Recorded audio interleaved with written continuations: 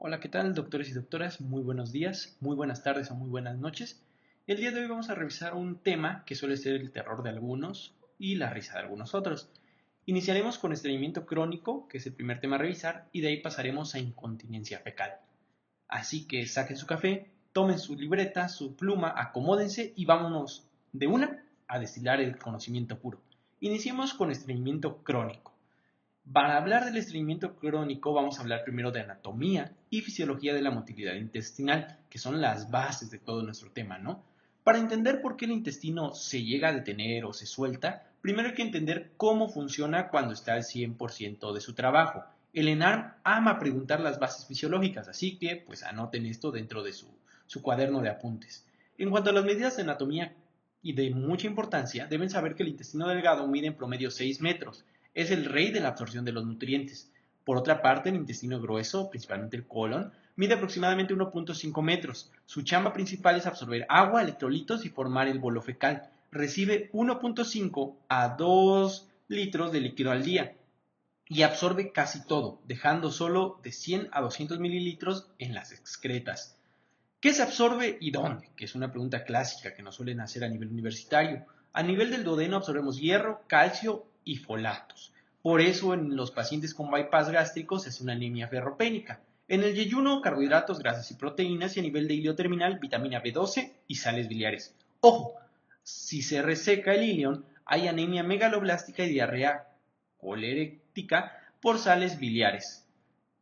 En cuanto a un pequeño tema que se ha venido mucho hablando, sobre todo en bibliografía como tipo el Schlesinger, es el eje cerebro-intestino, que es el segundo cerebro, como viene en algunos artículos. El sistema nervioso entérico, el SNE, tiene más de 100 millones de neuronas.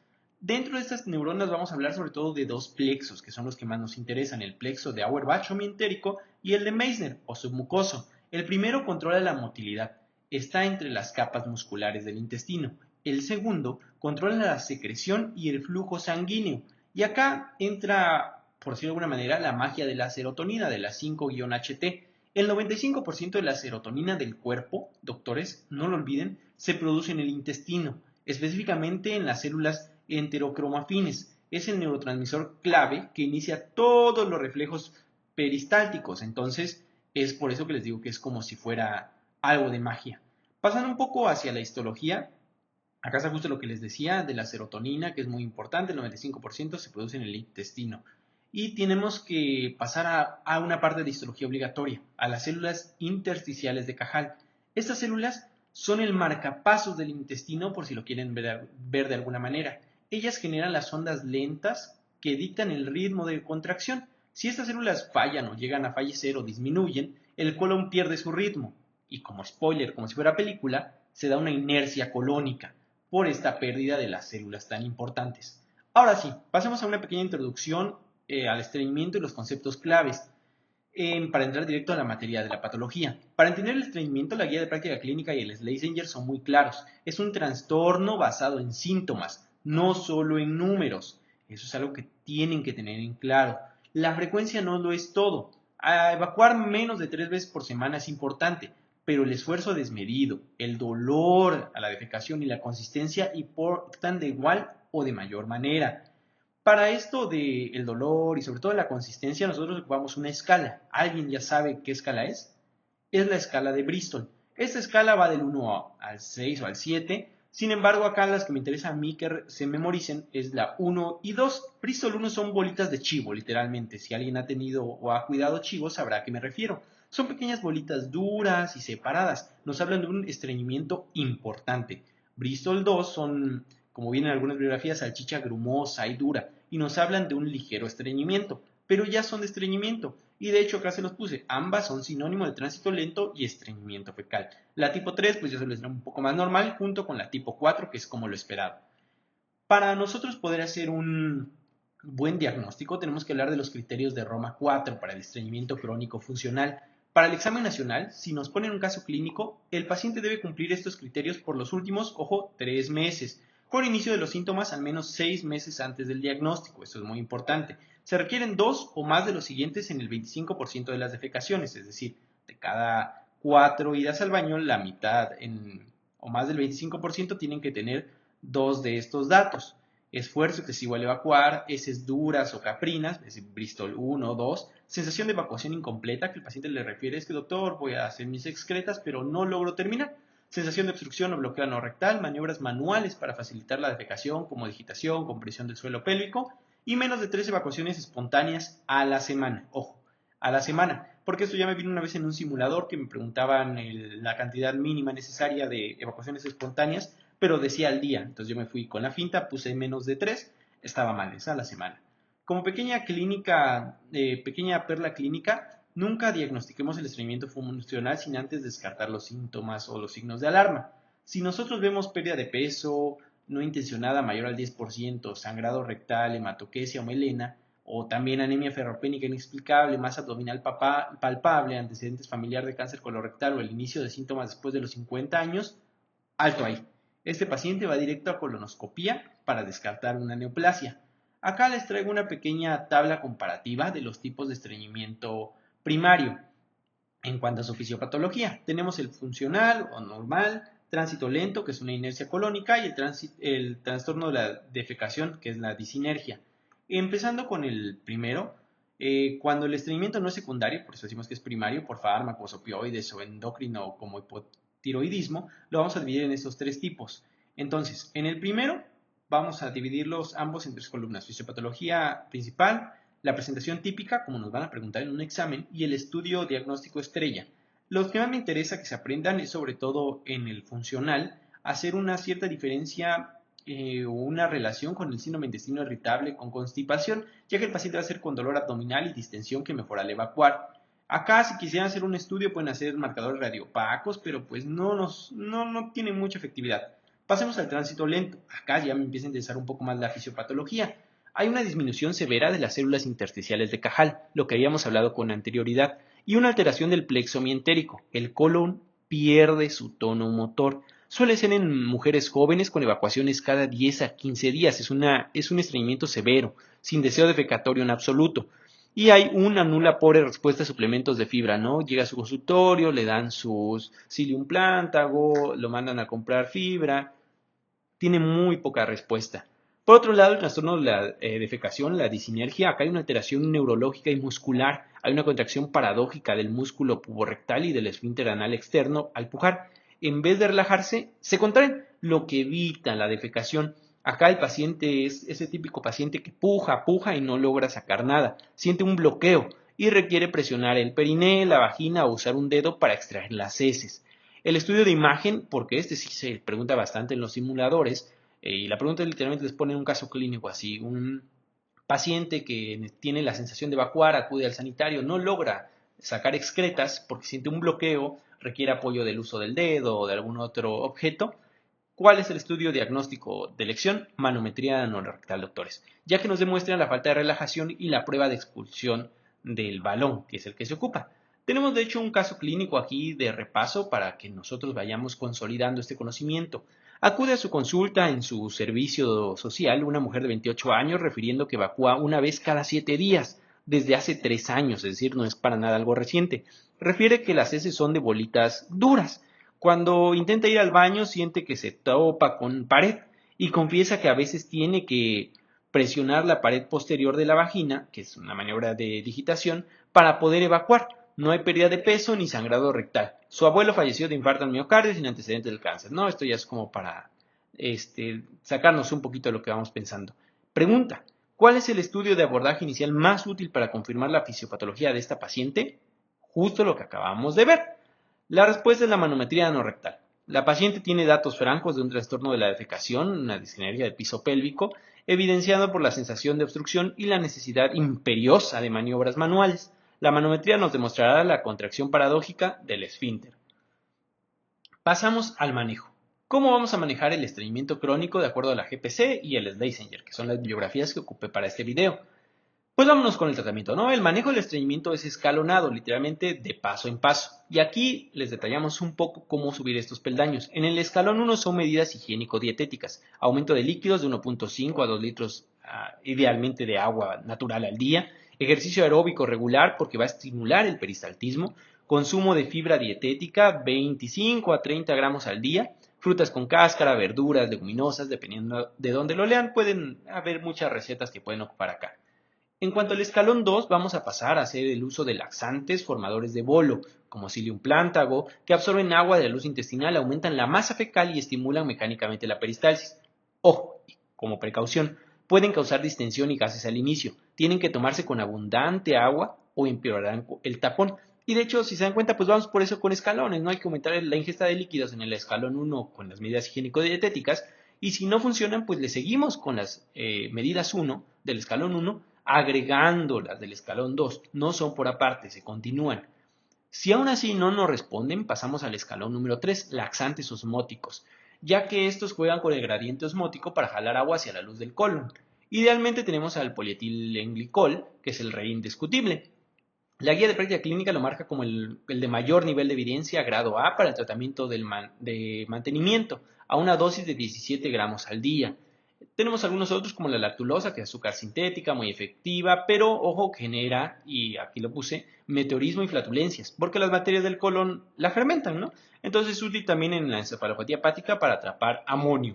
Como último escalón, si ya nada de esto funciona, podemos hacer laxantes estimulantes, Senócidos AB, bisacódilo, algunos otros, ¿no? Porque van a estimular directamente los plexos nerviosos entéricos para provocar contracciones.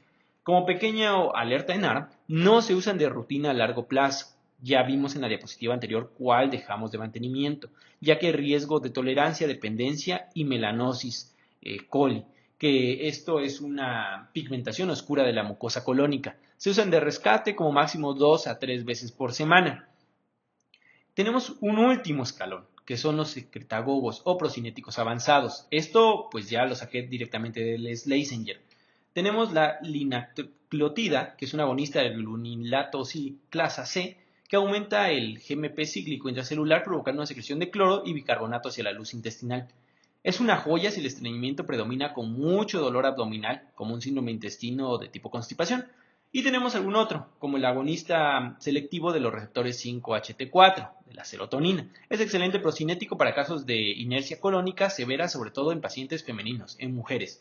Como una pequeña perla clínica de la guía de práctica clínica, para los trastornos de la defecación, disinercia del piso pélvico, los laxantes orales no van a curar al paciente. El tratamiento de elección y el estándar de oro avalado por la GPC con evidencia contundente es la terapia, el biofeedback, que le llaman actualmente, ¿no? Que se ocupa mucho en psicología, ya que pues esta terapia nos tiene tasas muy altas, acá les puse de hasta el 80%, y solo es una terapia por biofeedback, entonces pues considerarla en la guía, en el uso diario, doctores. Por otro lado, tenemos algo completamente contrario, que es la incontinencia fecal. Esta es una como pesadilla oculta, por decirlo de alguna manera.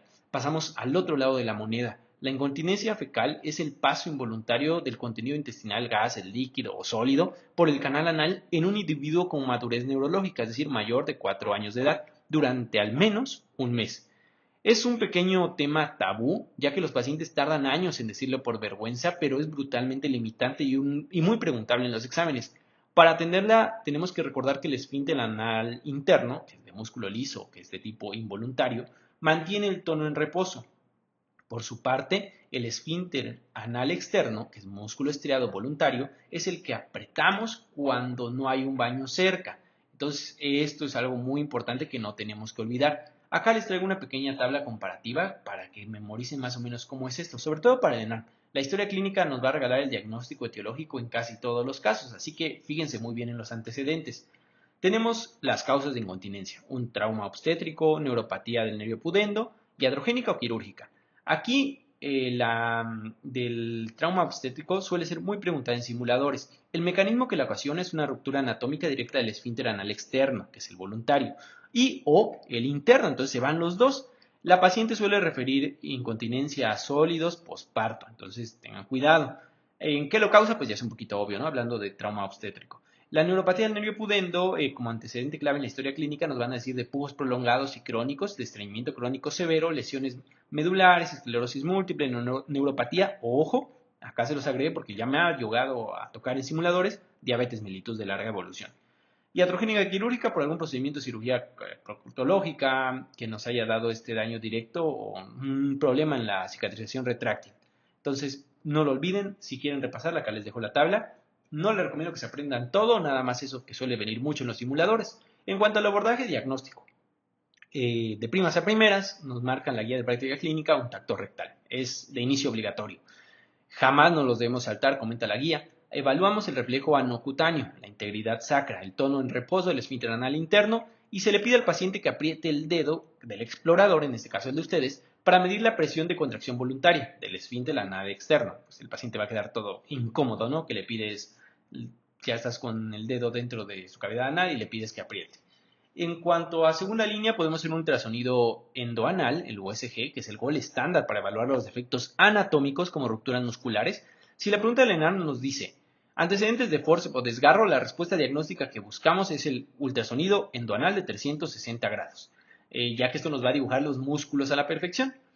Por último, tenemos un otro que es la manometría anorrectal, que evalúa la función como tal. Nos dice las presiones exactas en milímetros de mercurio, mide la sensibilidad del recto, a qué volumen siente ganas de ir al baño y evalúa los reflejos locales. Es útil en neuropatías, pero pues no lo puse acá porque no tiene mucha relevancia, solo como dato para que los que les guste la gastroenterología lo tengan en consideración. En cuanto al tratamiento de la incontinencia fecal, el manejo va de menos a más, buscando siempre mejorar la calidad de vida del paciente. Iniciamos con un manejo conservador o de primera línea. Modificamos la dieta. Vamos a evitar irritantes, cafeína, lácteos y endulcorantes artificiales que generen heces líquidas. Vamos a dar formadores de bolo, como el psyllium plántago. Paradójicamente sirven, porque aglutinan las heces acuosas en un bolo más sólido y más fácil de retener. Y podemos iniciar con loperamida, 2 miligramos, el tratamiento de elección.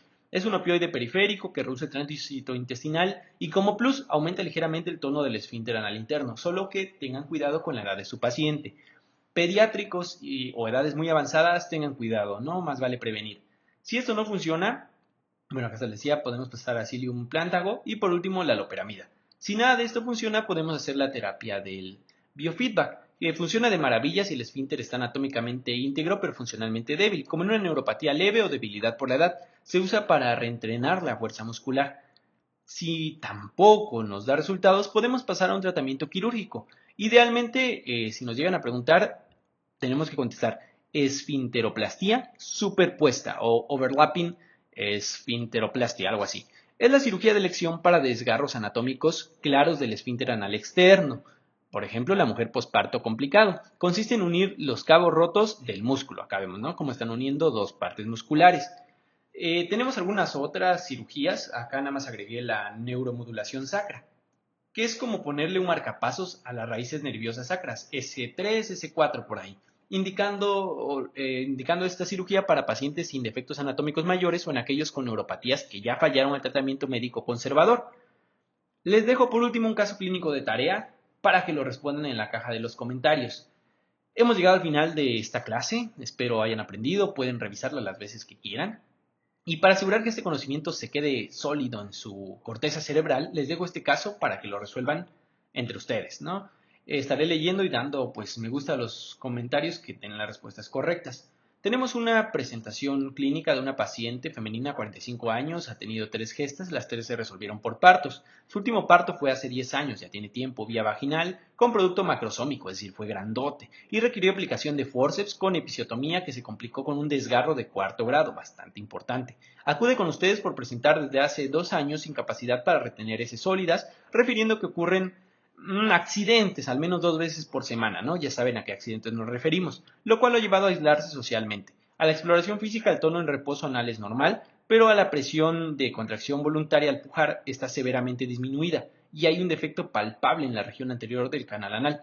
¿Cuál es su diagnóstico en cuanto a la estructura anatómica específica que va a estar afectada, doctores? Déjenlo en sus comentarios. Como segunda pregunta, ¿cuál es el estudio de imagen de elección, el gol estándar que solicitaríamos para confirmar el defecto anatómico exacto? Y por último, si el estudio confirma su sospecha clínica de una ruptura muscular, ¿cuál sería el tratamiento quirúrgico de primera elección? Pues vámonos con todo, doctores. Nos vemos en el próximo video del terciario par craneal, a seguir destilando ese conocimiento, mis futuros residentes, mis alumnos. Pues sigan echando muchas ganas, cualquier duda nos las dejan en la caja de los comentarios y nos vemos en una siguiente clase. Muchas gracias.